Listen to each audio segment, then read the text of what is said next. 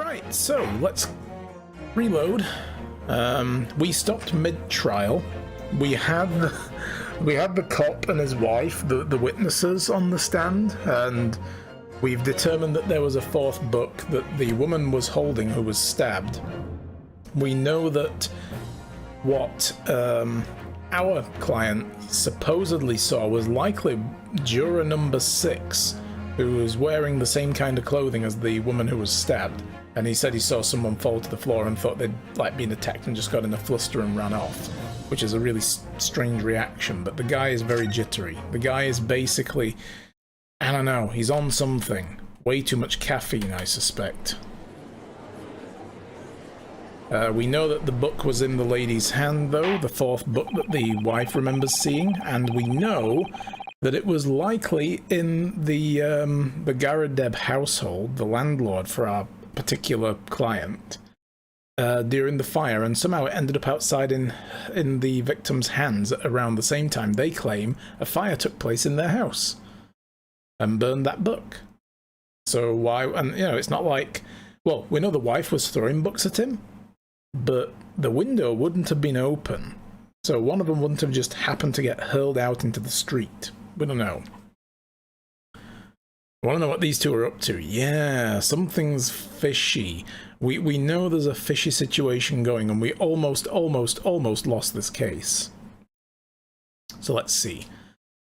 I've considered the defense counsel's request for a further summation examination of the jury. Yeah, we're going to do another one now.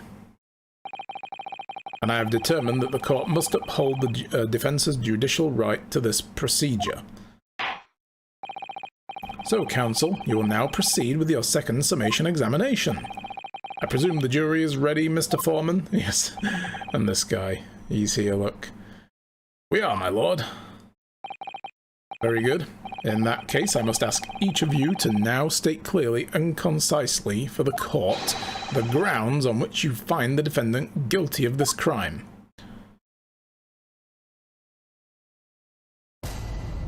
And of course, Mrs. Garadeb is one of the jurors, still pretending to be a maid. The accused left behind evidence at the scene, didn't he? Those 3 books of his. If there was some novel alternative explanation about how the victim was stabbed, I might reconsider. That's basically what she was like last time as well. Like, I would reconsider if there was an alternative to this idea. I think. Or was it this guy? I don't remember. Even if the woman was throwing books, it can't be related to the crime if the window was closed, can it? Dear me, it was only a little book, hardly life-threatening, even with a direct hit. Yes, but it was on fire. Look, I just want to get this over with. If I don't bring home some pay tonight, I'll be in a tidy bit of trouble. Come to think of it, we had a fire at home a while ago. It gave me the sneezes. Wow, the sneezes. Common British problem, that. Sneezes.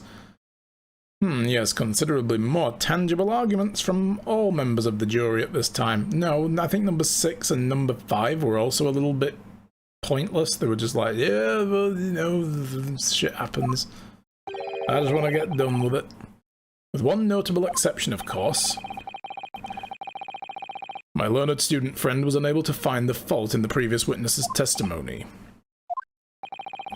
So the court must accept the fact that it was indeed the accused seen fleeing from the scene. And moreover... Oh no, he's doing it again! No one else was even at the scene to commit the crime. Well, if the eyewitnesses are correct, it would seem as if the conclusion is somewhat set in stone. I fail to see how it can be argued away any other. That means I'm afraid that during the summation examination, it's essential that you establish some other tangible explanation for the facts. But how? What would have even constitute a tangible explanation here? Isn't it obvious? Who stabbed the woman and how? Those 2 details are all you need to provide. Simply give us a name and a method by which the attack was conducted. And there I was thinking this might be hard. But Mr. Naruhodo, you have to do it, otherwise this really will be where the trial ends. No pressure then. That's quite enough preamble. Proceed with the summation examination, please. I presume you are prepared, counsel? Oh yes, my lord. Alright, Ryonosake. Focus your mind now. Ooh. So get them cheeks blushing as well. Clearly the key to the summation examination is going to be juror number 4, the maid, or should I say, Mrs. Garadeb. We have a book that disappeared from the Garadeb's house on the evening of the incident, and the 4th book at the victim was the victim's hand. There must be a way to link the two. Yes, that's what we have to find. Using every technique I've learned in my short career so far, whatever it takes. Don't forget to keep an eye on Mrs. Garadeb and how she reacts, even to the things other people say. Well then.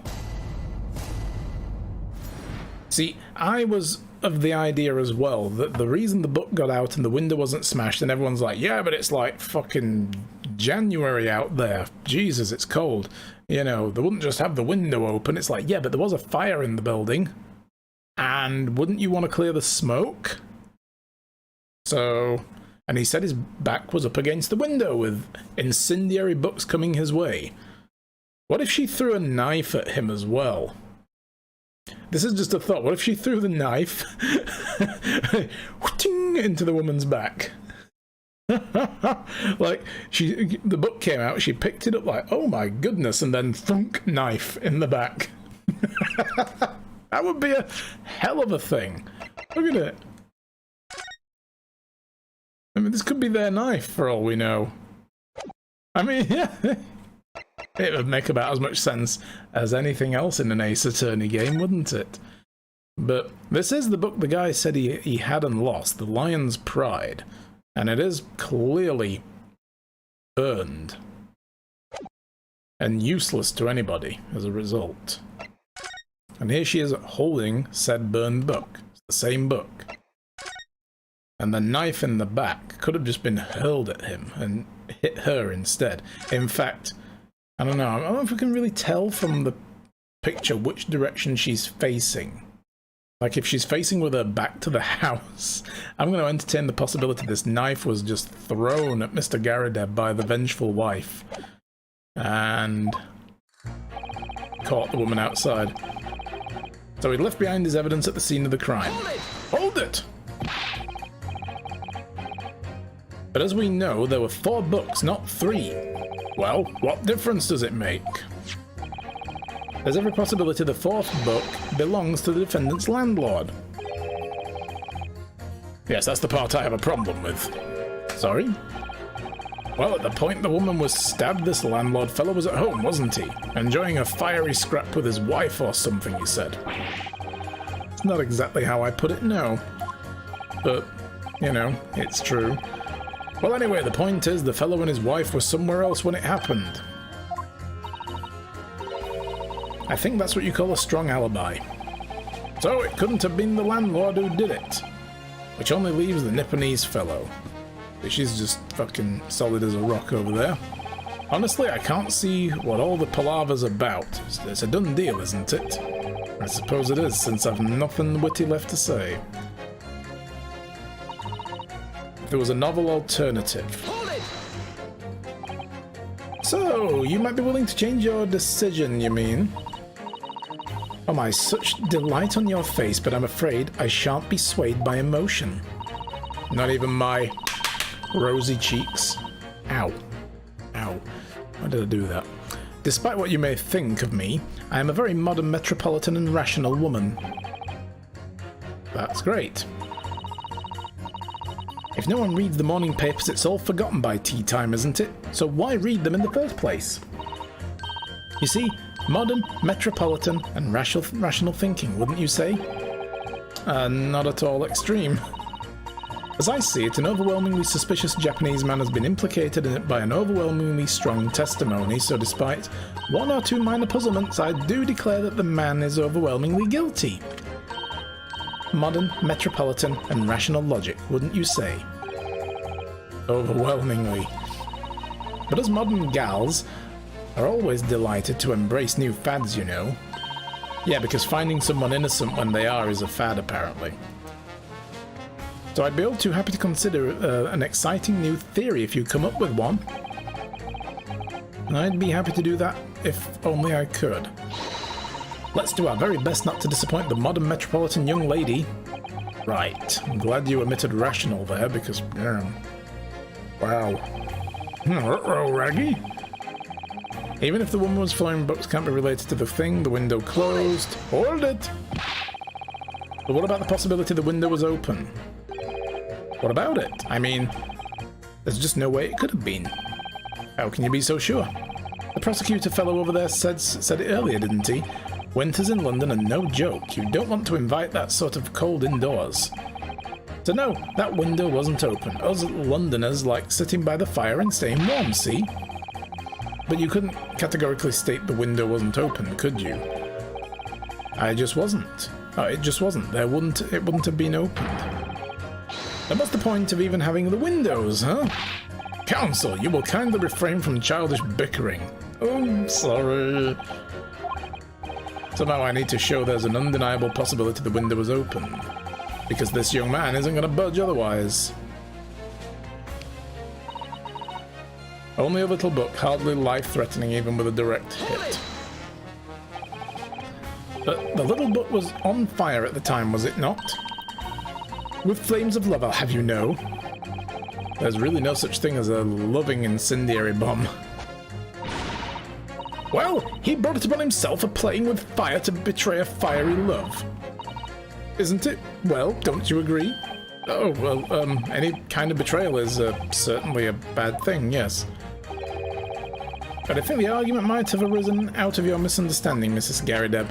Wow, she's just slapping the dude next to him like, get out of it. Never you mind that. The point is, we were just having a jovial little dispute, nothing more. Wow, this poor dude here. He does not deserve to get walloped like this, love. Look at him, he's like, you hit me again. Just try it.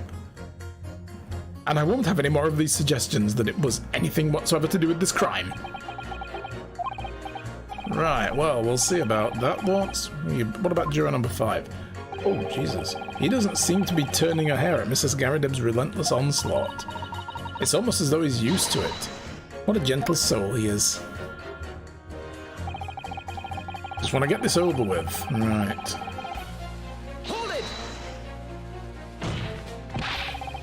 You just want to get this over with? How can you sit there and say something like that? A man's future is at stake here. Well, him and me both then, like I said before. What?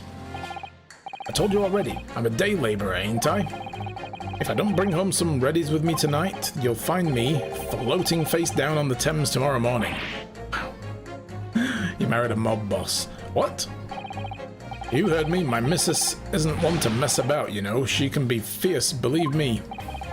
Another shining example of marital bliss, then. A situation like this cropped up the other day. It was, well, when? Really? A situation like this the other day? Really? You know, it's funny, but I can't quite remember. Sorry? It was too frightening. That's the thing. I must have blocked it out. Helpful. I wonder if Mr. Beat will ever be dragged into the Thames by his scarf. Don't even go there, Mr. Sato. Damn.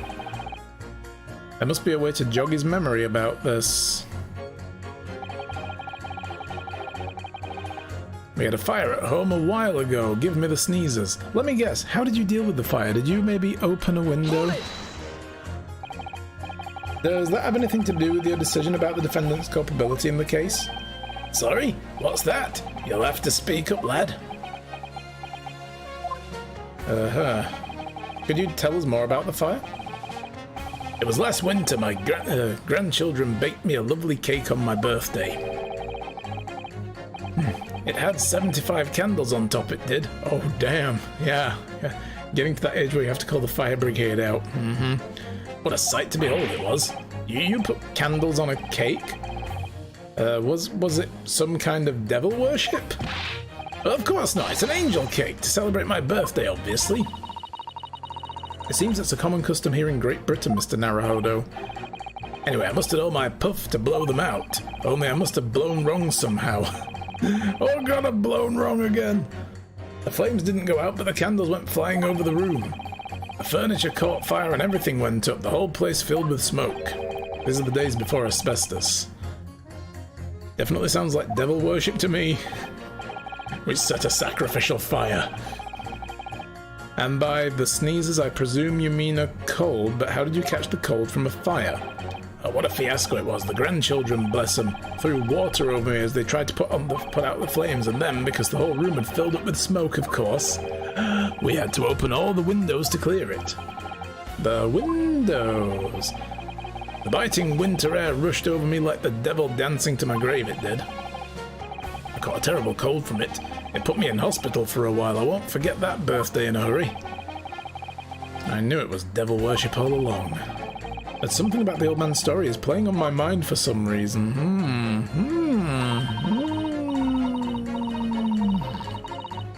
We need to demonstrate who, apart from Mr. Natsume, could have attacked the young woman on the street, as well as how he or she could have done it. Yeah, but once again, the jurors' statements are full of personal prejudice. A lot of them seem convinced they're right, even if the face of logical arguments to the contrary. I think you're going to need to pit them against each other to force them to open up. Yeah. You don't necessarily need to find contradictions between their assertions, just a connection can do the trick. I'll see what I can do. If anything stands out, I'll go for the strike. That's the spirit. Alright.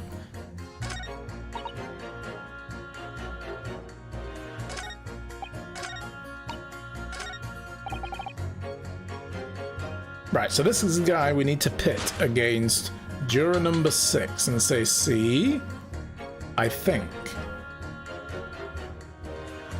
So, a winter house fire has died, you have to open the windows to clear the smoke, and that's when the chill gets you. Or even if the woman was throwing books, it can't be related to the crime because the window was closed, can it? There we go. So these will do each other out. Objection! These two jurors' statements clearly contradict one another. They do? How exactly, counsel? Don't point at me again, I told you it wasn't me. Huh? What's that you say? Speak up, lad, speak up. Juror number 3, do you see... Oh, me? See what, sir? Did you hear juror number 6's account of his birthday celebration last year? It seems despite being a Londoner, he once opened his windows in the middle of winter. Well, yes, of course, because it was an emergency. I mean, obviously, if the room was filled with smoke from a fire, then you'd be mad not to open the... Oh. And that sound you heard is the penny dropping. Exactly. On the day in question, at the time of the incident, there was a fire in the Garadeb household, and Mr. Garadeb had the following to say about it. The whole place filled with smoke. Oh my. Oh no, must drink all the tea. Oh. Yeah. So we can then... Therefore, to clear the smoke, either Mr. Garadeb or his wife almost certainly opened the window. That, you cannot deny, would be the way out of the ordinary. No, I suppose it wouldn't. Alright, let's pursue her now. Excuse me! Excuse me?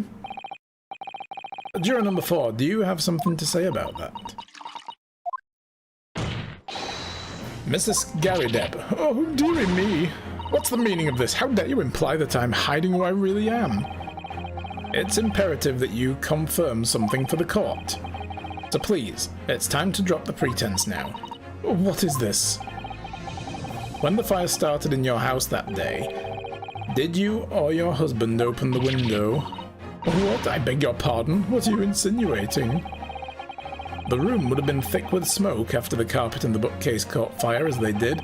In a situation like that, is it inconceivable that you wouldn't have opened a window? And what if we did? Oh, all right then. Yes, you're right. My husband was frantically trying to open the window, which can't have been easy since I continued to give him a justly deserved book battering. Even though the house was on fire. Oh, you never stop throwing until the anger subsides. It would be terribly bad for the nerves to do otherwise. You've got to let that catharsis out, you know. Don't bottle that shit up or you're going to get a friggin' stomach ulcer or something. Of course, I should have realised. That's a significant step forward, Mr. Naruhodo. You've managed to establish that Felix has just resubbed with a tier 2 sub! Hello, Felix. How to you too? How are you? 16 months now. Woot! How was the Felix today? How are you? Everything good?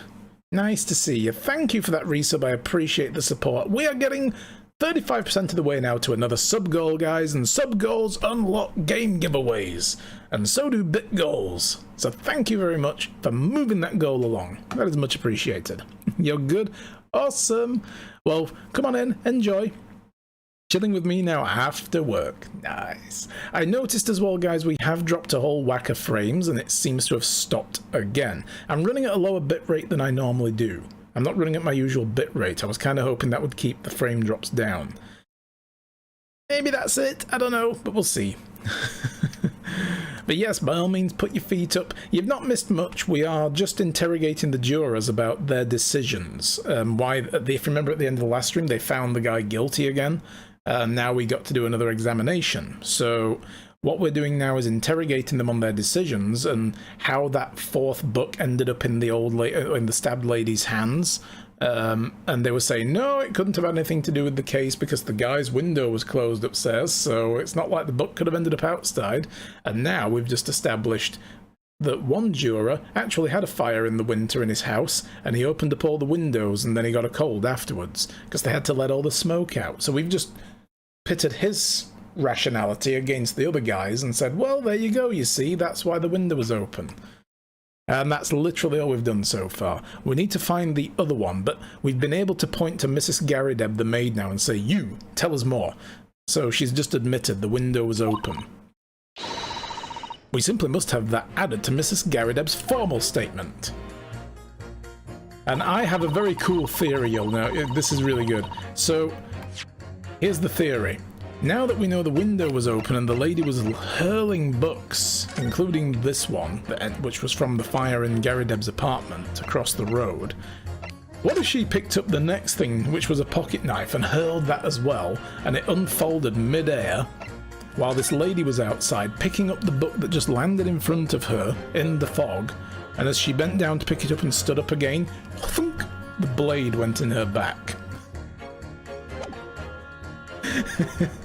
I love this theory. I want it to be true. Oh, your Sherlock ship is ready for the work. Nice. Could be. Like I said, it makes about as much sense as anything in an Ace Attorney game, so yeah. Now you mention it, yes, the window was open at the time. I'd clean forgotten, but it's true. Alright, press now. The fourth book found at the scene of the crime shows very obvious signs of fire damage. The title of the book is The Lion's Pride, the same title, in fact, as the book that Mr. Garrideb told us he had been reading. Well, I really couldn't say. On the day in question, did you or did you not throw it at your husband?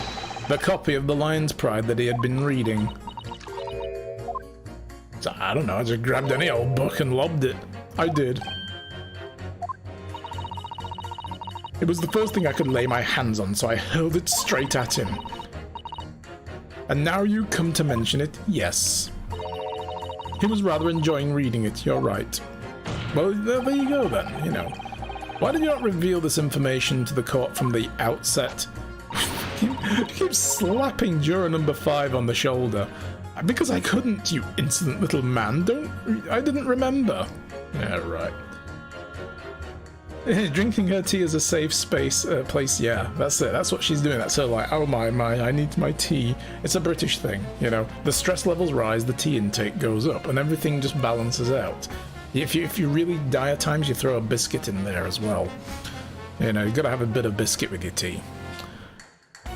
Because I couldn't, you insolent little man, I didn't remember.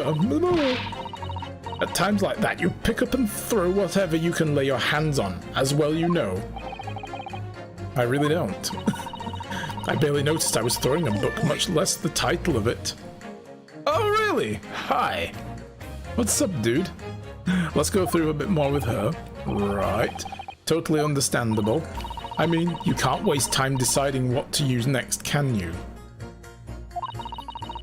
When you feel the way I did, you don't care what it is, you just want it to smash into his face. Could it have also been a pocket knife? Alright, let's pursue this guy. Excuse me. Oi, mate. Oi, you, Gavner. What is it, juror number 5? Question mark. Do you know something? I've remembered what it was. The memory I'd blocked out. He saw the row probably from the street. Ah. I was listening to what this granny was saying. Brought it all flooding back. Ooh. Who are you calling a granny, you cheeky little devil? I'm Mrs. Garrideb, or the maid, I'll have you know. But the man doesn't even flinch. Please tell me that's not because he's used to being hit all the time. Yes, it is. Spousal abuse. It affects men as much as women. You know, and it's just as bad for those who are experiencing it. So, yeah. This poor guy, look at him. But it's more likely they've just got calluses on his shoulders from where he's always getting punched and he doesn't even feel it. Like, what was that? I don't know. It was about a week ago now. I'd just gotten back home after work I put my hands in my pockets for the wages I'd just earned that day and I nearly died. There was a hole, every last penny had dropped out. Oh no, what a disaster. Yeah, or he's a cyborg from the future. Sent back in time to derail this trial for some nefarious purpose. You haven't heard of half of it, boy. Oh? The wife was cutting up some chicken at the time.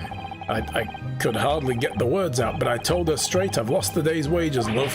Next thing I knew, the blade was whistling past my ear. Stuck into the wall next to me, it did, about an inch deep. Wow, fucking... My theory is coming together!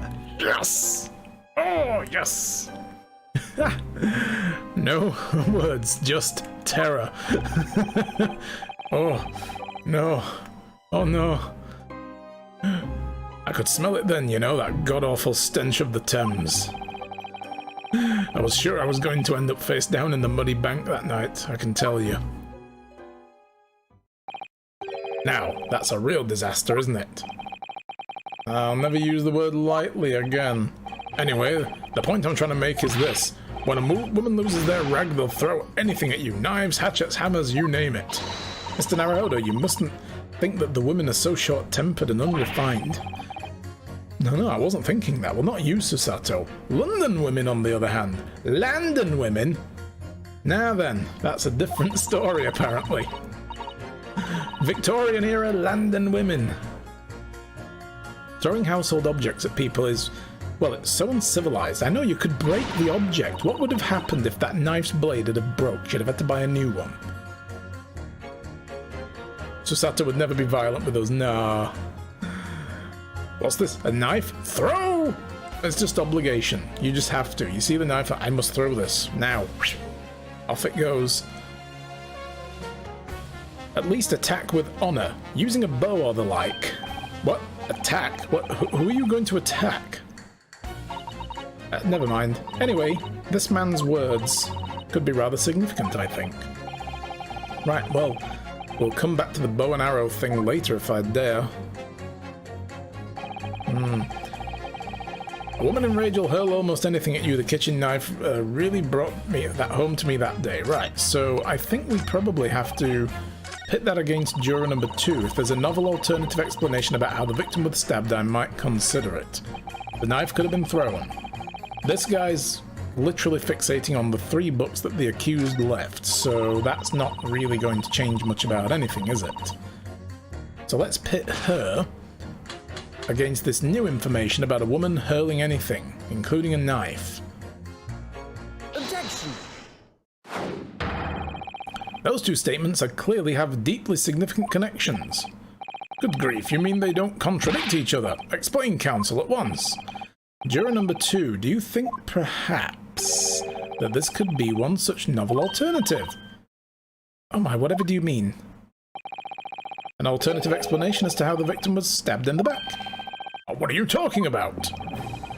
We've demonstrated that the 4th book, The Lion's Pride, was found at the scene of the crime, originated in Mr. Garrideb's room on the top floor of his house.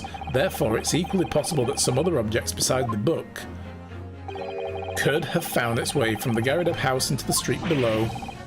What's that now?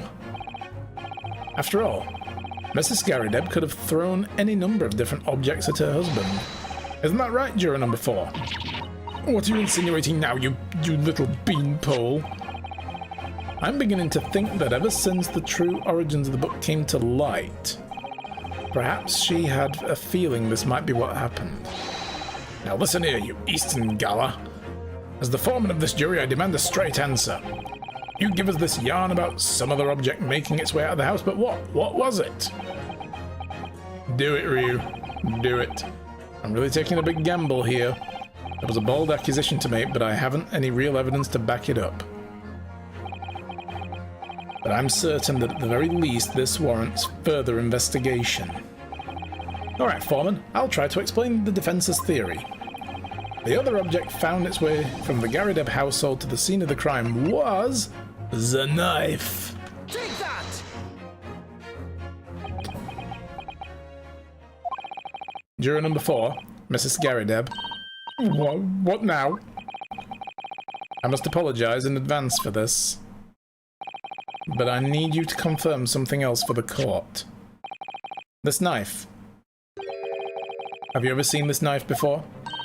Good lord, counsel, what on earth are you doing? That's the weapon that was lodged in the victim's back, man.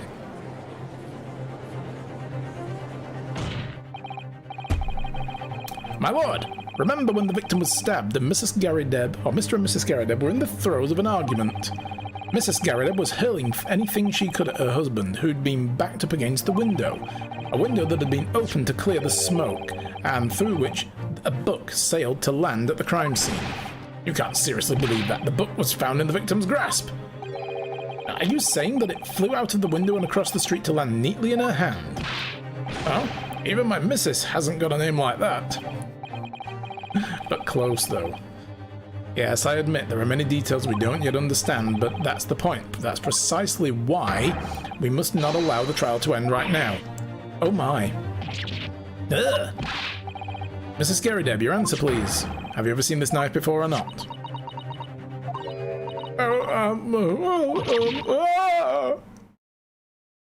That's like, oh, damn. Your Honor, maybe you could have a mild recess. My lord!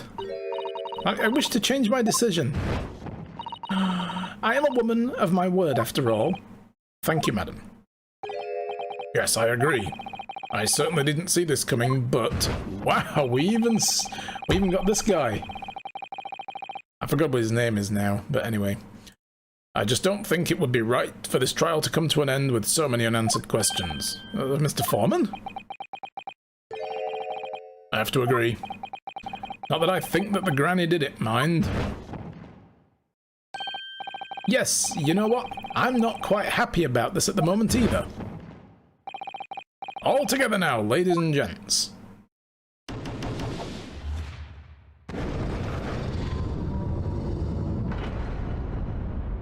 Boom. We did it? Oh, congratulations, Mr. Naruhodo. So, as a result of the defense's summation examination, a number of jurors leaning have changed. The 2 jurors called guilty, 4 now calling innocent. Accordingly, the opinion of this court is divided. And this trial will continue. What about old Greenie on the end there? Didn't we convince you as well? It's your argument that helped sway this with the whole windows open bullshit. He deaf. Yeah, he's like, hey, what, we're doing what now? Huh? Now then, Lord Van Zykes, how does the prosecution wish to proceed? He's going to break something, isn't he? Taking a piss, oh no.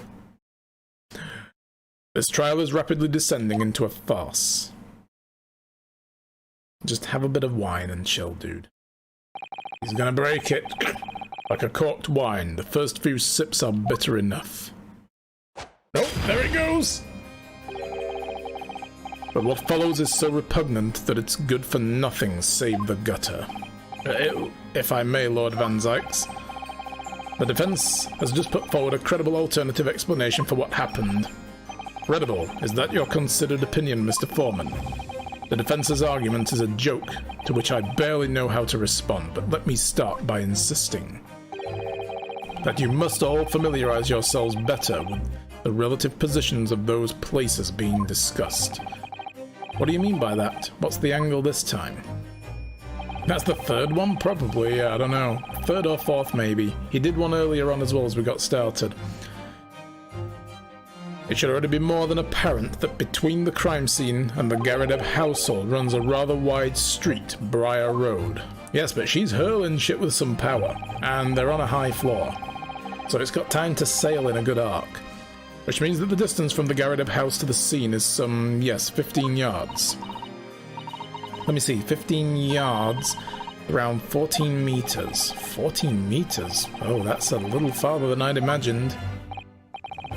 And as you ladies and gentlemen of the jury rightly noted as having a portentous significance, the fourth book was found in the victim's clutches. In other words, the smouldering book wantonly hurled by the lady of the house travelled some 15 yards to land on the opposite side of the road neatly between the collapsed victim's fingers and thumbs. Well, no, it landed on the floor, caught her attention, and she picked it up. Is that your final conclusion, my learned and deluded friend? And did the jackknife follow a near-identical trajectory to plunge into the middle of the victim's back? Well... Jesus. This fantasy is somewhat stretching the notion of having a bad day for the victim, I think. So his hypothesis there is that she was already down anyway. Obviously she was stood up. And she said she threw the book first. Even those pathetic serialized detective stories have more believable plots. Ah! Is he talking about Herlock Sholmes' adventures? How dare he? Nothing I can say to that. That prosecutor loves the sound of his own voice. Miss Susato, and she's pissed, yeah, because of this. Serialized detective stories are pathetic, are they? How dare he? Let's pick our battles here. Let's stay focused, Susato. Cleave to the business at hand. My lord, might I be allowed to speak? A judicial assistant, you may speak for the defense, yes. Go ahead. The prosecution may consider the idea a fantasy, but what the defense has postulated was believable enough to persuade the jury to change its leaning, and as such, the court has a duty to explore the alternative explanation as thoroughly as possible. Get told, Zykes!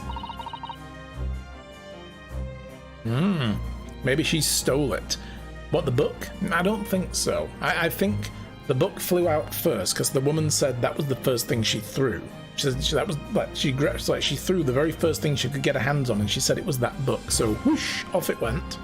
She yeeted it out the window, which means everything else followed afterwards, including the knife. And if the knife followed afterwards, then she couldn't have already been stabbed in the back previously. So the book had to land in front of her while she was stood up. Or maybe she caught it midair, like, oh, what the hell, you know, or something. Because it was coming like a flaming comet, you know. And then the knife came afterwards and boom, hit her in the back. To that end, juror number 4, Mrs. Joan Garadeb, must be called to testify and submit to cross-examination. Saints alive, a cross-examination of a juror. Well, she's involved. She shouldn't even be on this jury now. In the real world, this would be a mistrial. She'd be a biased juror. Order! Order! Order! Well, this is highly irregular. It's an unprecedented for a member of the jury to be summoned to the witness stand. Weep. And unnecessary. Oh, Lord Van Zykes. There are already witnesses in the stand whose testimony the defense may further cross-examine. If my learned friend's farcical theory has any truth in it, then both a burning book and a jackknife must have flown through the sky before this couple's eyes. And we must assume that they would be able to testify accordingly. Yeah, why is he so barbaric? He's no lord. He's the Reaper of the Bailey, though. He can do whatever he wants, apparently, yeah. What say you, witnesses? Raleigh? Yes, sir. Constable Raleigh beat reported for duty, sir. Damn, he woke up again. Well. Good morning, officer. Sorry for dozing until now, sir. I haven't slept for a month on account of the villain who's appeared at my beat, sir. Oh, they're so heroic, these London bobbies. Goo. Patricia, my darling, I've been neglecting you, but no more. Oh, Rolly, my hero, you make me swoon. God, I want to fucking throw up with these two. Ugh. Very well, I hereby reject the defense's request. What? And order the witnesses in the stand to testify again. State forthwith before the court any details pertaining to the defense's alternative explanation of events. Yes, sir. Let's throw a knife at them like a experiment. Yeah. Sounds like a good idea, actually. It's like, this won't hurt a bit unless it hits you, then it might hurt a lot. But the woman who got stabbed survived, you might too, possibly. This case has nothing to do with Mr. and Mrs. Garrideb. Believe me, a London Bobby is good for his word. You see, sir, the windows on the top floor of the Garrideb house are top-hinged casements. Obviously, if anything had been thrown out of the window, we would have seen it. Why would that be? Because of how the hinges are. I did leave the scene to go and fetch help, but my trusty Rolly was there to make sure nothing was disturbed. I didn't take my eye off the crime scene for one moment, sir. Nothing strange to report from that front, sir. Hang on now, bullshit. You said earlier on that you were asleep. Like, she came back and you were fucking asleep in the snow. So it opens up. Yeah, like, it must open out and, you know, that way. So it's a bit like the ones that were in my old living room. At my other house, my old house. Because those also, like the ones downstairs, they opened out. Like, you know, like that. Like a garage door kind of thing. So, yeah. But this guy said he was asleep in the snow when Patricia came back. Well, this is quite startling. Top hinged casement windows. That detail was not in the police report, Constable. Yes, sorry about that. I must have been a little drowsy. You cannot excuse your sins with drowsiness every time, Constable. No, sir. Sorry, but... what exactly is a top-hinge casement window? And you? You cannot excuse your ignorance with such trite remarks, my learned friend. Of course, sorry. I found it, Mr. Naruhodo. That book has everything. Cast your mind back to the windows in Mr. and Mrs. Garrideb's room. Alright, I'll try.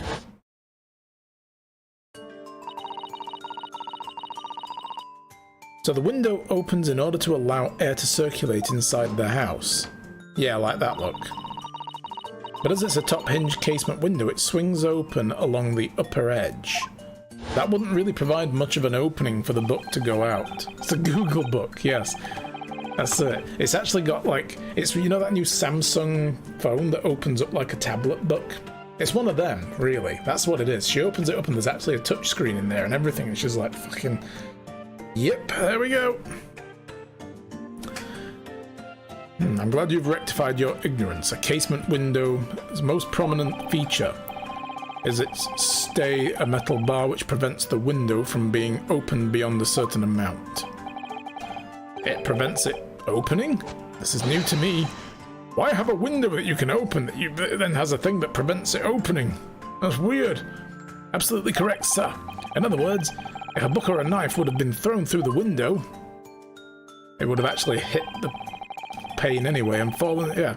It would have clattered against the pane and fallen straight down to the pavement below. No. You see the problem then? Good. Your education in Windows is complete. There was never any possibility of either the book or the knife traveling 15 yards over the road. That is unless the window pane had been shattered, something we've discounted already. That can't be!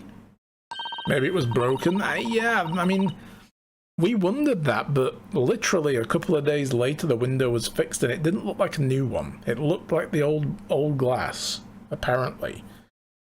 So that was something I think we could examine. Did you see that, Rolly? The young Japanese man just collapsed in agony. Oh yes, my darling, I saw it. I saw how he crumbled before me. Oh, Rolly, you're so strong. Oh God, I'm so sick. How is this happening? I haven't even started the cross-examination yet, and already my argument's been destroyed. Maybe they took it off and placed it back. Maybe. Counsel, if you could drag yourself upright again, the court awaits your cross-examination. Ugh. My lord. Oh God, another desperate situation.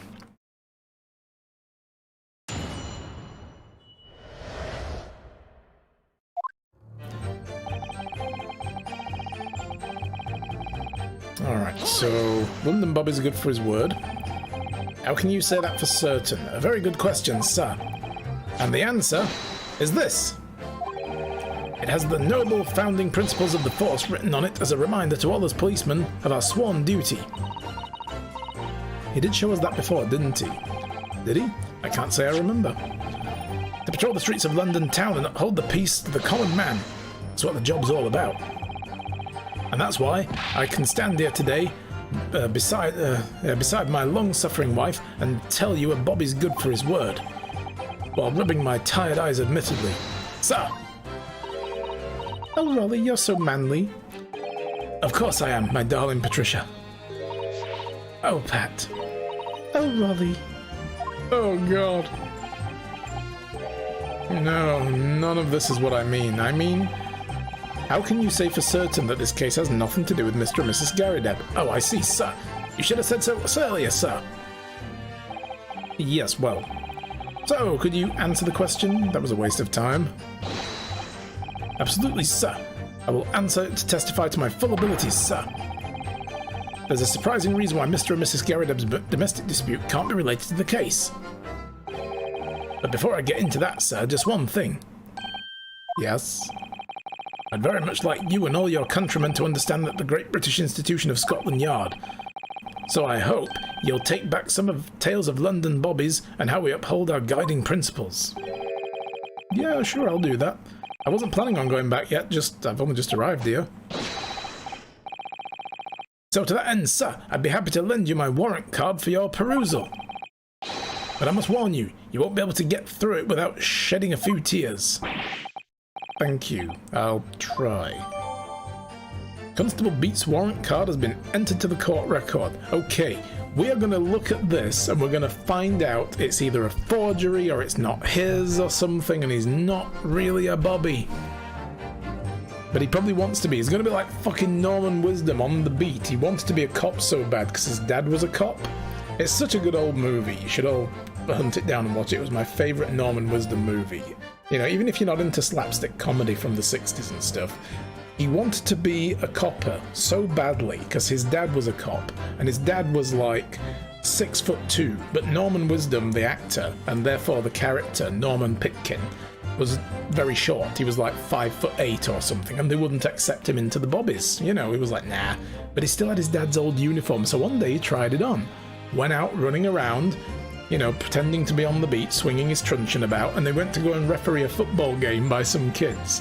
And he started using the whistle to, like, you know, to referee. And then all the nearby police officers heard the whistle and they'd start blowing their whistles and running around like, where's the problem? Where's the problem? And he just set chaos in town. It was great. Such a good movie.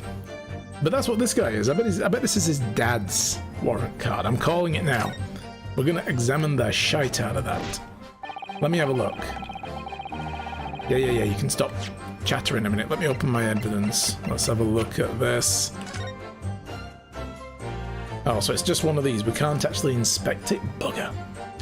A policeman will strive to preserve the peace within his allotted beat. Okay, so my theory just went out the window. Still reckon Juror 3 is related. Probably. A patrolling officer is expected to walk 20 miles around his beat every day for the furtherance of the community relations. Any crimes fall under the jurisdiction of the beat in which they are discovered. When the crime is discovered on his beat, a policeman must assist with initial investigations and help detectives. Interesting. The window on the top floor of the things are the casement windows. Okay. By which you mean they don't open fully, is that correct? Yes, sir. They're just there to allow a bit of air through the window, you see. So they're restricted as to how much they open. And therefore anything thrown out of the window from inside the room would simply strike the pane and fall to the street directly below. For clarity, allow me to mark the map. Right here. Yes, thank you, Lord Van Zykes. We really appreciate your help with further understanding this. Here is the location where the objects would have fallen. Yes, directly opposite the scene of the crime, on the other side of the rather wide road. Would it have been so hard for somebody to mention this top hinge casement thing before? Well, I have another question for you, Constable. What would that be, sir? How do you even know? Why would you have any idea what sort of windows Mr. and Mrs. Garadeb's house is furnished with? Ah, well, sir, that's very simple. You see, I helped with the investigation yesterday. Yes, can we help you?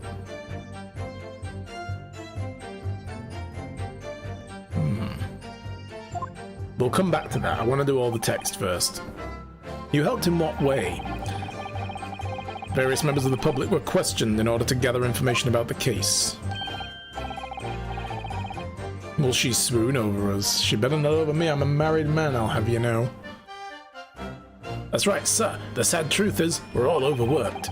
So, even though it wasn't under the jurisdiction of my own beat, I obviously wanted to help. I see. Well, thank you. Oh, is it my turn now? Obviously, if anything had been thrown out of the window, we would have seen it. Really.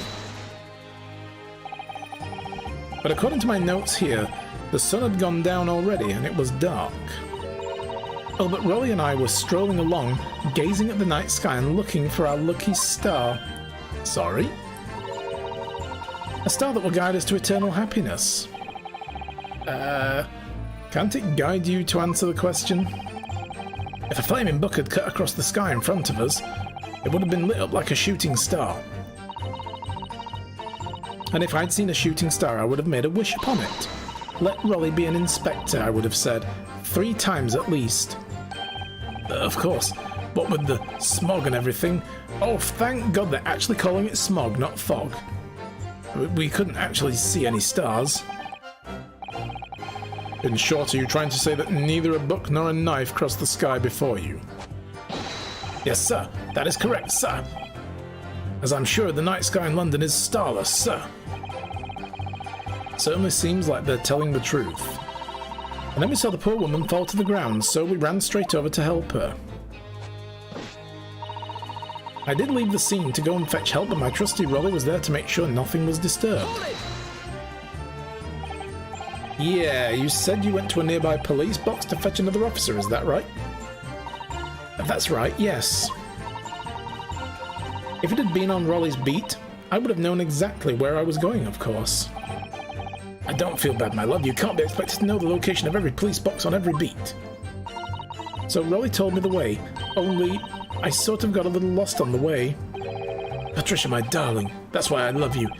Your terrible sense of direction is bewitching to me. Oh my God. Oh, Pat. Oh, Rolly. Oh, please. Oh, God, these two.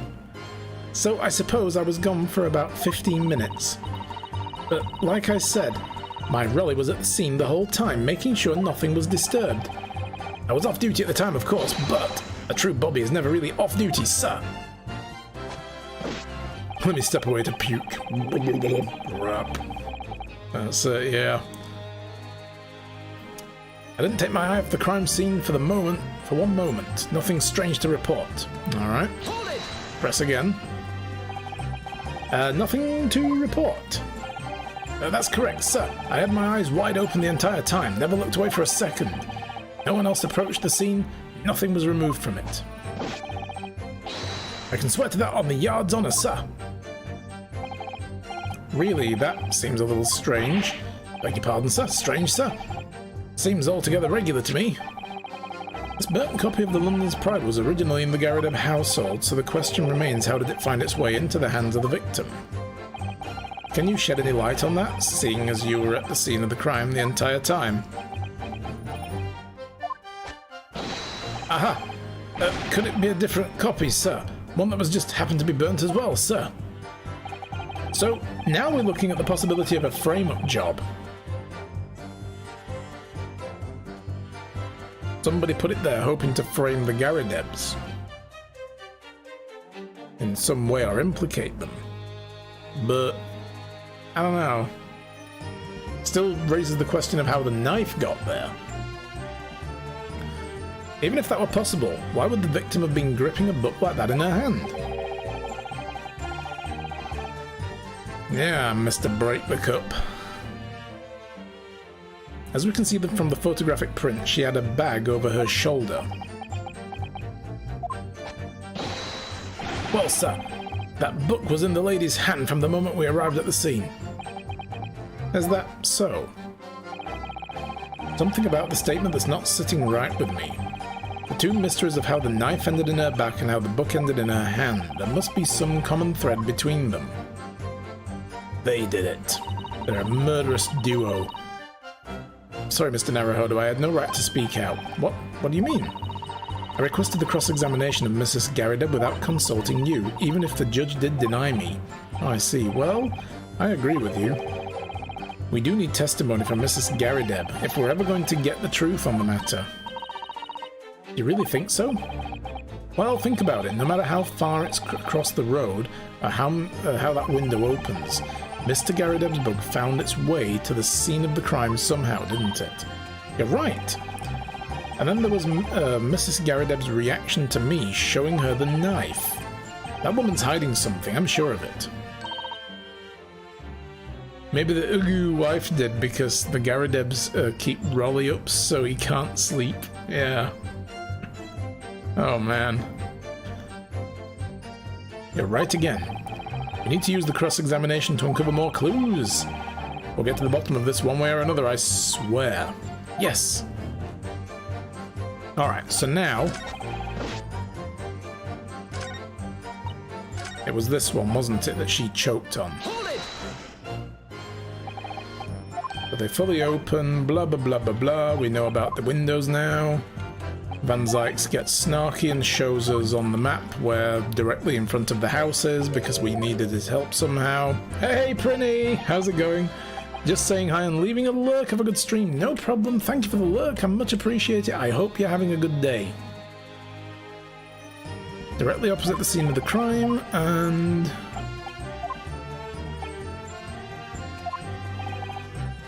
How do you even know? Why would you have any idea what sort of windows Mr. and Mrs. Garrideb's house is furnished with? And then she gets all... helped with the investigation. And now she's all like, ooh. Hope you're having a good day too. Thank you, I'm trying to. We had to start the stream an hour late because of bitrate problems. And we dropped a whole whack of frames earlier, but it seems to have stopped for now. So we'll see.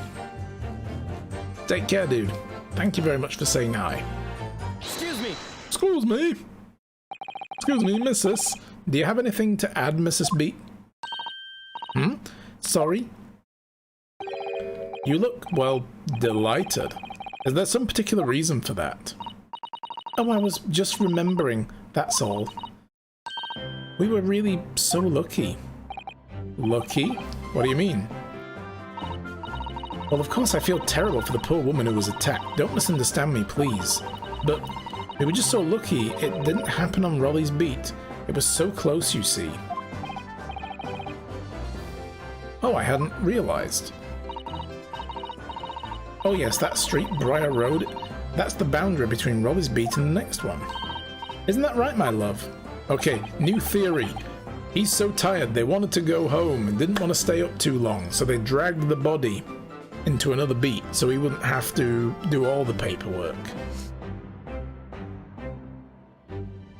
They dragged it, yes! We're on the same page, Felix. That's it. But they ended up helping anyway. So, I don't know. Even to the point where... maybe that's because they saw Naruhodo. I don't know. Constable Beat. They helped to cover it, yeah. Oh yeah, that's right. That's the reason I was helping out with the interview of the occupants of the Garadeb household yesterday. Their house is on my beat, you see, so...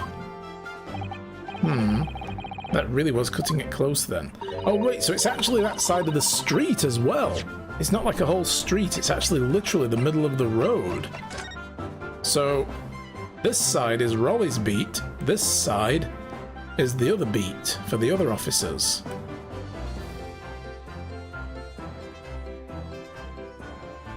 Interesting. Hi Yuri! How's things? Are you having a good Tuesday? So yeah, this is Raleigh's beat, is on this side of the street, and over here is the other one. So it's possible, or at the very least, they moved the book. Because then it would have just made a much neater crime scene, right? Like, well, we'll just move this over here. She must have dropped it. It's funny because that's how it works. Yeah, I guess so, right? I mean, when they said, like, it was the other side of the street was his beat, I thought they meant down here, like the divide was here. But yeah, the divide is actually here instead. That's cool. Constable, I wonder if you could clarify something. At the borders of our first due, one side of the street is ours, the other is a different service. Oh, really? Cool. Jurisdictional conflicts happening there all the time, I guess. Sometimes we'll complain on why the MVA couldn't have been on the other side. If the Garadeb house is on your beat, does that mean that the pavement next to it is as well? Outside Mr. Garadeb's house? Yes, ma'am. The pavement on that side of the road is part of my beat. I see. I was unaware of that. Just think if the woman had been attacked just on the other side of Briar Road. We would have never been able to go for that meal to celebrate our wedding anniversary. But that's the life of the Bobby after all. Practically spelling it out for us now. Literally spelling it out for us, like, oh, isn't it just, it's so fortunate that it didn't end up ruining our anniversary evening, because, yeah, fucking moved the body. Extraordinary people are Bobbies, tirelessly working for the benefit of all Londoners. Yeah, now they're doomed. Do you know what I think? I think it was the good Lord's way of rewarding my Raleigh for all his hard work. Don't you think so, my darling? That must be it, Pat, my love. That must be it. I think perhaps we should make sure we have that information officially on record. Leave it to me, Mr. Naruhodo. I'll take care of it immediately. The pavement where the victim's body lies outside of Constable Beat's border, which runs down the middle of Briar Road. And now it's my turn, I think. So, here's what happened then. New theory. We were right still. Just, like they said, the books would hit the window and would fall directly to the pavement. So the lady was walking along that side of the road. The book landed in front of her. She bent over to pick it up as the knife followed, thunk, into her back. And then they came along and saw this and they were like, but our anniversary meal, it's all over now. Dragged their ass across the fucking street to the other side. And then they went and had their fucking meal. And then they came back again and she's still there. That is fucked up. Because they, I mean, she just said they wouldn't have been able to go for their anniversary meal otherwise, which makes me think that they were concerned. You know, they were coming back from their meal when they said they saw the body. So I guess now they were like, well, I guess we ought to just do something about this. Poor woman's been lying in the snow with a knife in her back for like an hour. Let's go get her some help now, yeah. Can I ask you something, please, Mr. Lawyer, sir? Yeah, and then they could see a suspect. Yeah, that's it. Oh, yes, of course. What is it? You're doubting us, aren't you? I can tell. Fucking really? I wasn't I mean, ooh. Please, just because I'm a woman, it doesn't make my testimony any less valuable. I never said that. Don't start playing that on me, you know. I value your testimony as much as anyone else in the dock. You might just see me as a wife of a policeman, but I'm a woman of my word, I am. I really don't remember ever suggesting I doubted you. No excuses, I don't want to hear it. Oh god, whiplash! My voice will be heard, my lord! Will you let me speak, won't you? Yes, Mrs. Beat, I'll allow you to supplement your testimony if you so desire. Sometimes the path of least resistance is the sage one. That was a very loud mutter. I heard that. That Japanese man thinks a policeman's wife's word counts for nothing, does he? Never said that! Well, watch out, sir. I might let you get away with something like that, but my body won't. Duly noted, Mrs. Beat. Please, I humbly ask you to continue. What could she possibly be about to say, I wonder? I know what I saw. My eyes never let me down. My sense of direction is a little off sometimes, though. Okay, so if... that's a new one.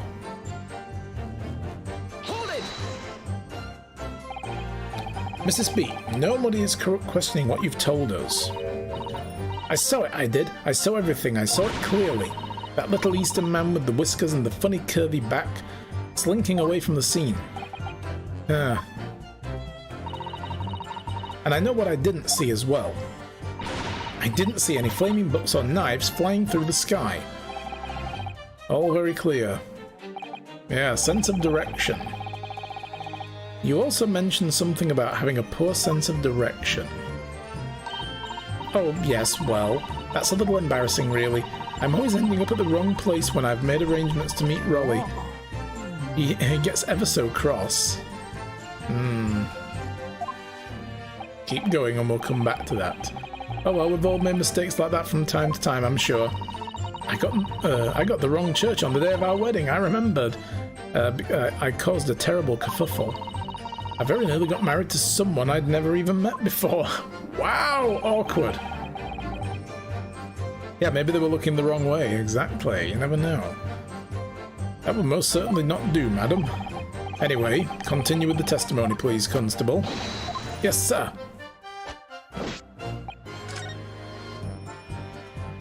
Oh, I just skipped through.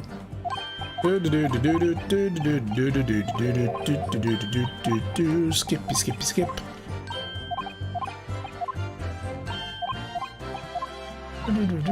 Keep going. Right, so the windows on the top floor are encased hinges.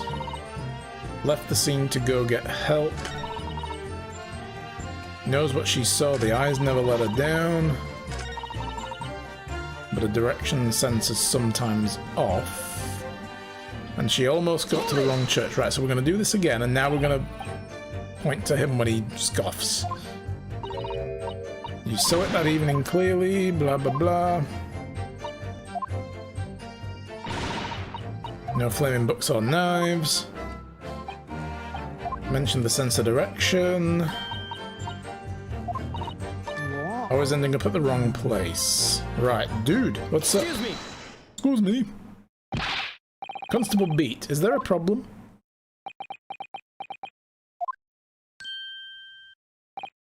No, sir. No problem, sir. Did your wife's remarks just bring something to mind, perhaps? Oh, well, in a way, sir. Yes, sir. I was just remembering that the same thing happened that evening is all. You mean Mrs. Beat lost her way in the night of the incident? Well, you see, I sent her off to find a police box in the beat over from mine. But she was gone a fair bit longer than I was expecting. I thought she'd be back inside 10 minutes, but my darling was gone for a good 15. Oh, Rolly, you're such a tease. But the reason I was so long was because of the bouquet, silly. The bouquet? Sorry, what bouquet are you talking about? Oh, it was a present for our wedding anniversary. Raleigh's so romantic. He saved up for it with every farthing and halfpennies he found in the gutter while doing his rounds. Ooh, nice gutter flowers. Lovely. How romantic. Wow. He's getting lucky that night. I'd forgotten all about it until just now. Had you, my darling? Ah! What?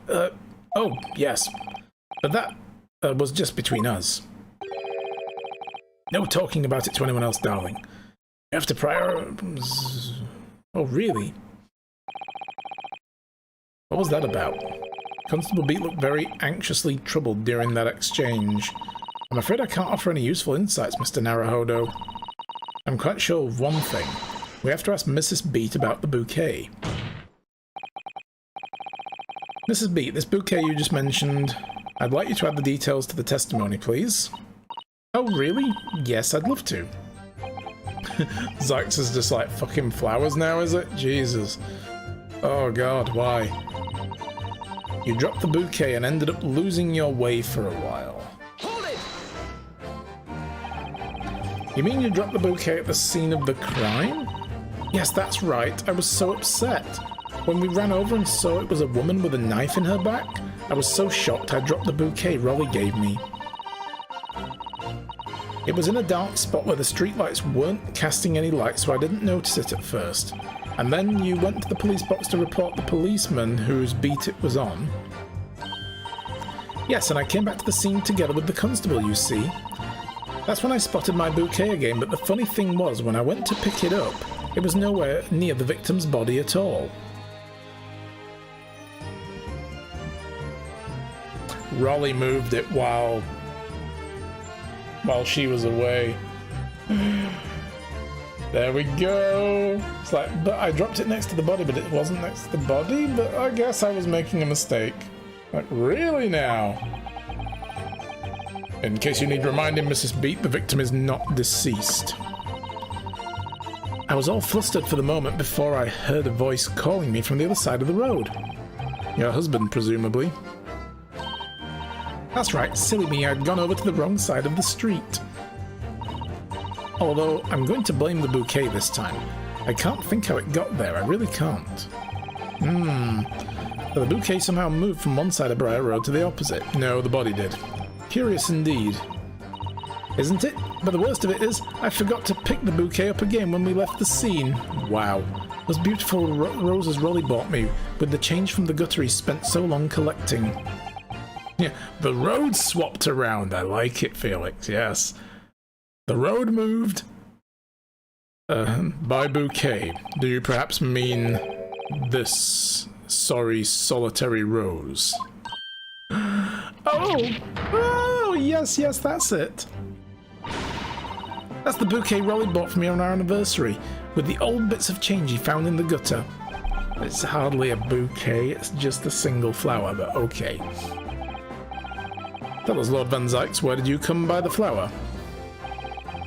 According to the report by the police officer in charge of the crime scene investigation, it was found on the edge of the pavement in front of the Garideb household. In front of the Garideb house? Although it wasn't noticed until the morning, as it lay where the street lamps cast no light. It was believed to be of no relevance to the case since it was found on the opposite side of the thoroughfare. Oh, thank you, sir, thank you. Could I have it back now, please? No, I think for good measure this road should be added to the court record as evidence. Oh. The anniversary bouquet. It's coming together. A present for Patricia Beat from her husband, Rolly. The shock of seeing the stab victim caused Miss Beat to drop the rose when she stood. But it's a symbol of our love. I want it back after the trial. Do you hear me? I want it back. Good grief. Rest assured that I shall do my very best not to forget, Mrs. Beat. Jesus Christ. Alright, so let's go back over all the statements again.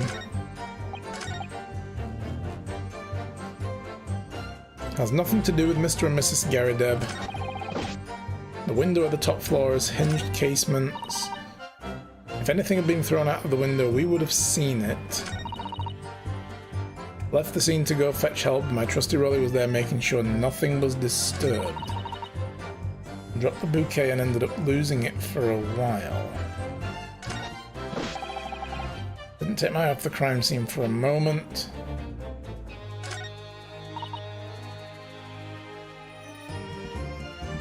I'm not sure what we're going to contest any of this with, though.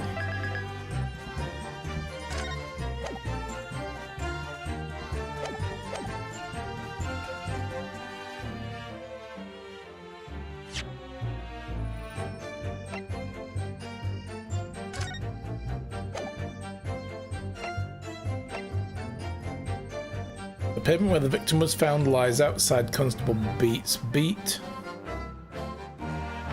Maybe we have to contest with that.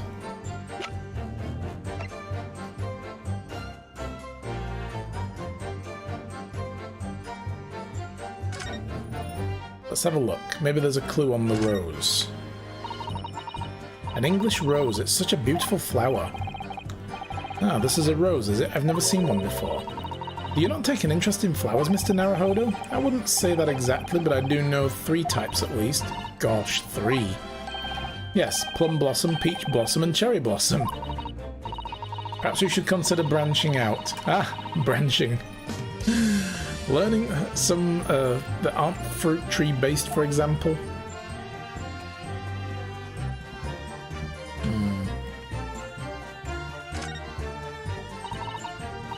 An English rose is a beautiful flower. Okay. I was kind of hoping that the actual paper would have been the thing. Find blade tip in the rose. Oh my god, yes.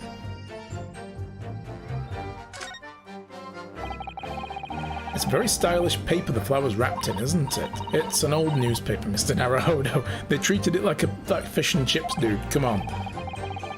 Oh, I suppose it's because I'm not used to seeing English print. It looks exotic to me. Ah, I see. Is something wrong? Oh, no. I was just thinking that if you wrapped a stone-baked sweet potato in English newspaper, it might look like some sort of fancy cake. Sato-san, you do love your cakes.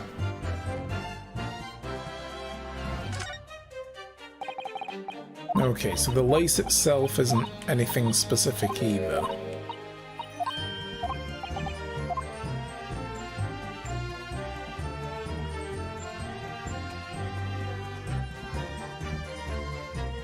See anything else that stands out about it. All right.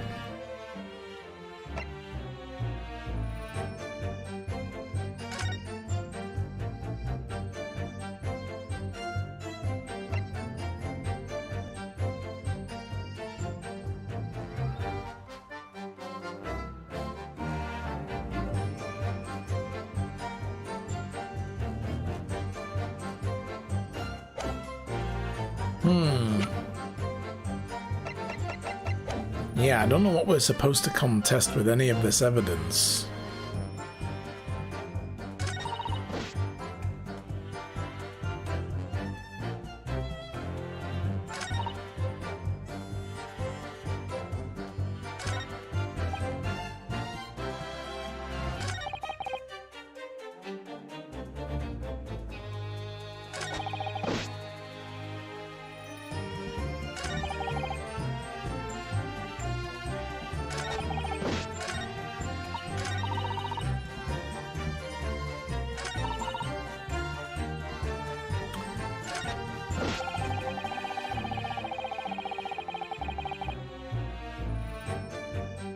I don't get the feeling this is the one we need to contest, though, because we know something happened. We know that the crime scene was disturbed.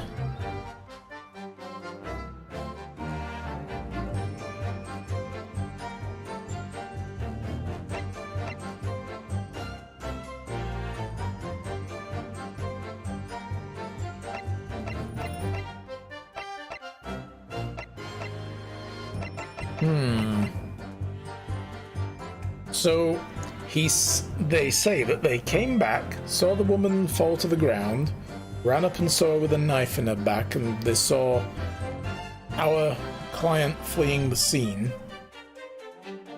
And then she dropped her rose on the ground in shock. Then he said, you know, she needed to go to a different post box in order to, a different police box in order to report the crime because it wasn't on his beat. But the rose was found in front of the Gary Deb household. So obviously the body was there. We know that, we just need to prove it somehow.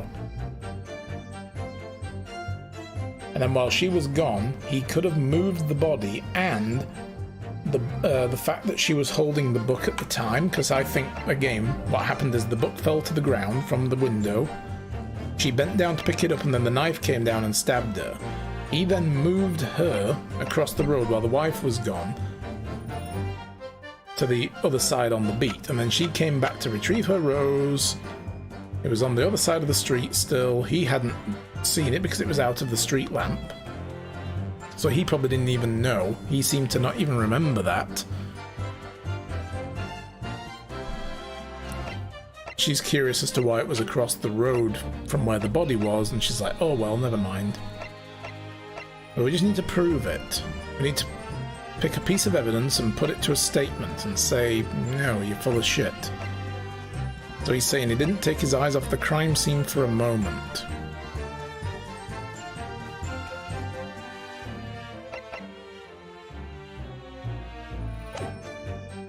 Gotta find something that specifically contradicts the wording on the evidence.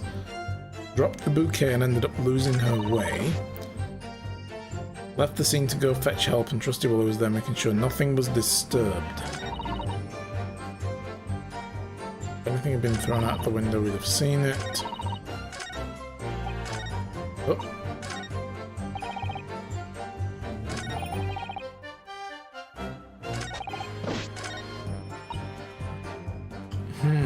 There's probably something very obvious that I need to throw in their face now against a particular statement. I'm just not seeing it right now. If anything had been thrown out of the window, we would have seen it.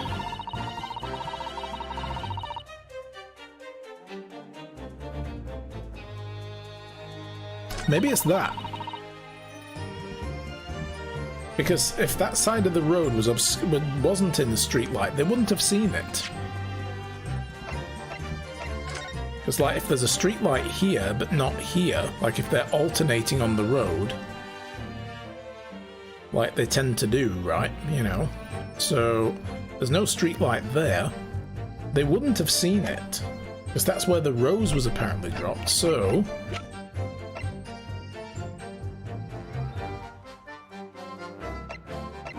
It doesn't say specifically, though, on the evidence that it was dropped in an area without the street light.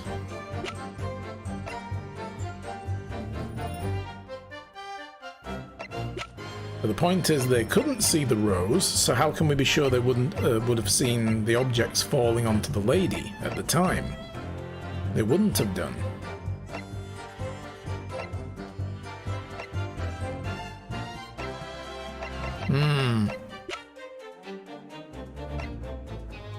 I'm going to try it. This is the only thing we can tie to this, so I'm going to try this. Objection!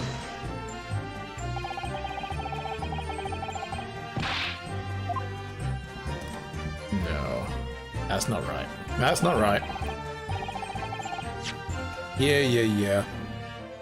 Well, look, guys, I seem to have suddenly dropped about 6 million frames at, just now, and you guys probably missed that, you know, in that last 10 seconds. I'm just going to reload it so that you guys can see it again. I don't want you to miss anything, you know?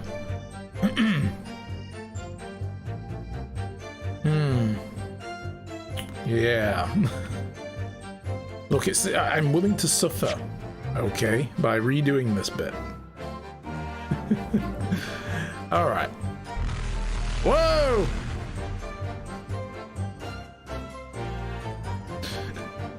We missed your nice face, thank you. But I'm back now. If I actually left, I don't know. She dropped the bouquet.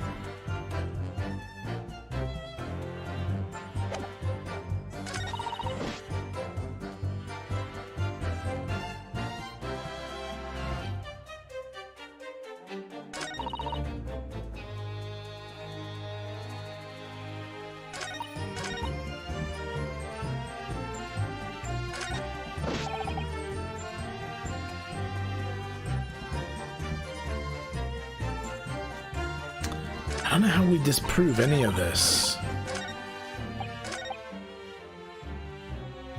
Nothing to do with Mr. and Mrs. Gary there, but London's Bobby is good for his word. This is beginning to madden me a little bit.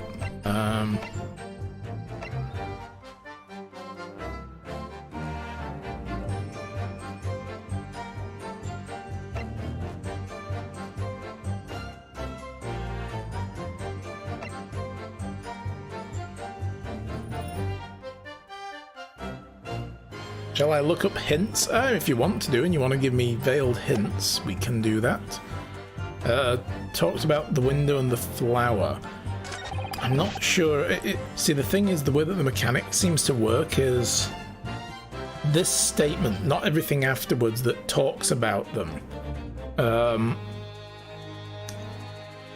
This is the one you need to pick a piece of evidence that then contradicts exactly what they're saying. There's got to be contradictions between them and the description of the evidence. Not everything that you get after you press, because those you can't actually press against. That's why we have to have them to supplement their testimony, so that then we can add that as testimony and then we can contradict it. If anything had been thrown out of the window, we would have seen. If the flower was under the window and she dropped the flower near the body, there's the contradiction. Yeah, but we know that, but it's picking the right thing to put against the right thing. That's why I tried this statement with the flower.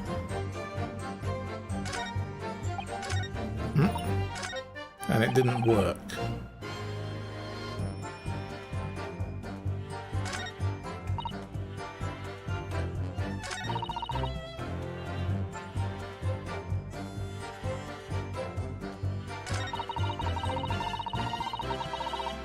And this is the thing we had her supplement, so there'd be no point to having her add this if it didn't give us a vehicle with which to attack their whole testimony. So it's got to be that.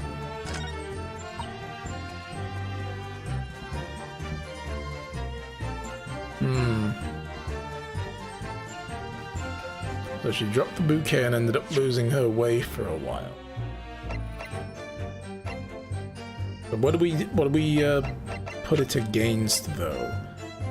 Do we put it against this one? How do I hint this subtly? Yeah, that's the trick, isn't it?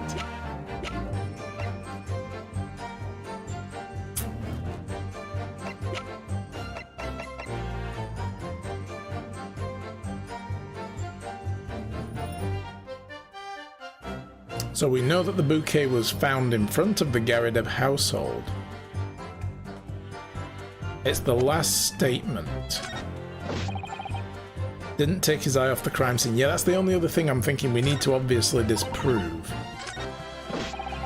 Because that's the thing, we know he slept. We know he said earlier he fell asleep. When she came back, they had to wake him up. So we know this is bullshit from earlier. Very subtle. Didn't take his eye off the crime scene for a moment. Nothing strange to report.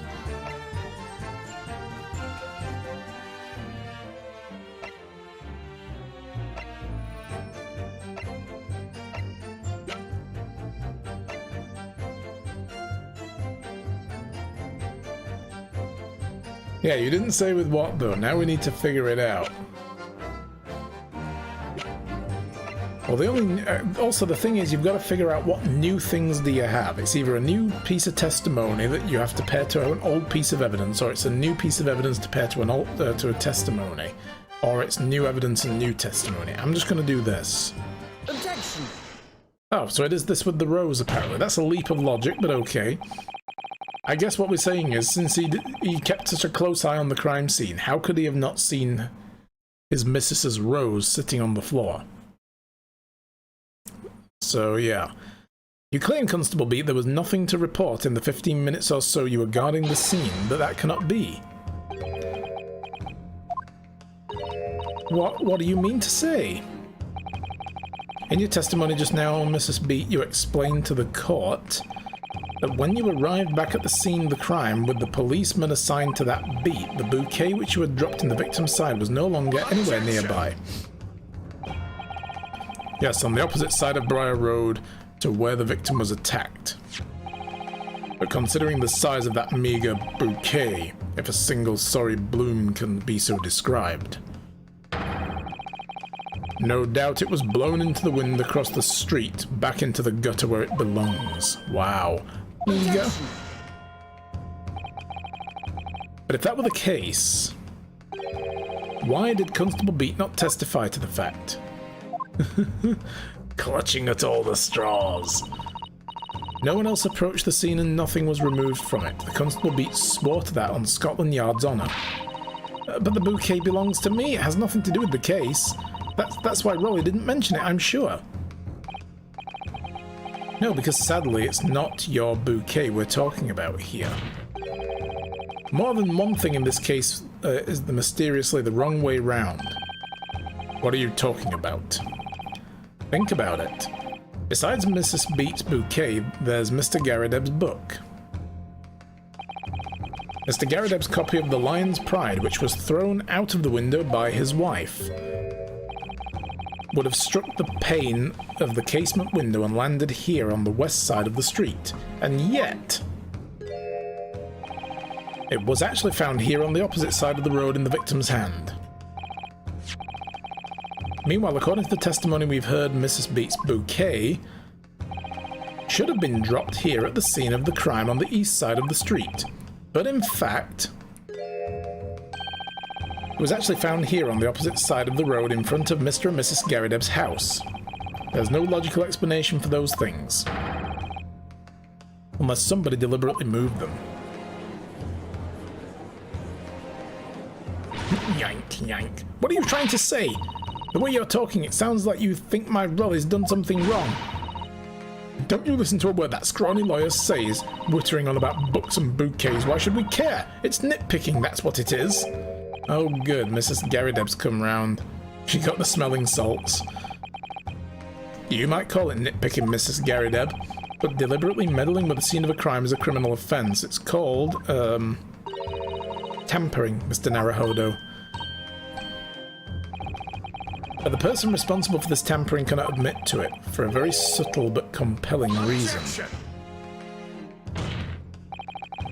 Tampering? You've barely heard the term before. Tell us, my learned friend, who would possibly have had cause to carry out such an elaborate deception? There is someone who tampered with the scene of the crime that evening. All the evidence and the testimony points to that one particular person. Counsel, I must demand that you substantiate this conjecture. Who are you saying is responsible for tampering with the scene of a crime? Tobias Gregson. No. Lord Chief Justice Strongheart. No.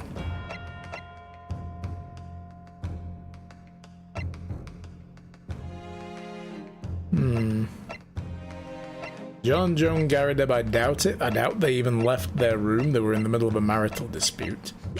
Fucking Sholmes, he did it. No. Gonna be Rolly Beat. It's gotta be Rolly. I doubt very much it was Patricia. Probably him. He's probably just so tired he wants to go home. You know, like, fuck this. I'm not dealing with this. But just in case we have another instance of massive frame drops or the game crashes, let me just save it again. Let me not have to replay everything, you know?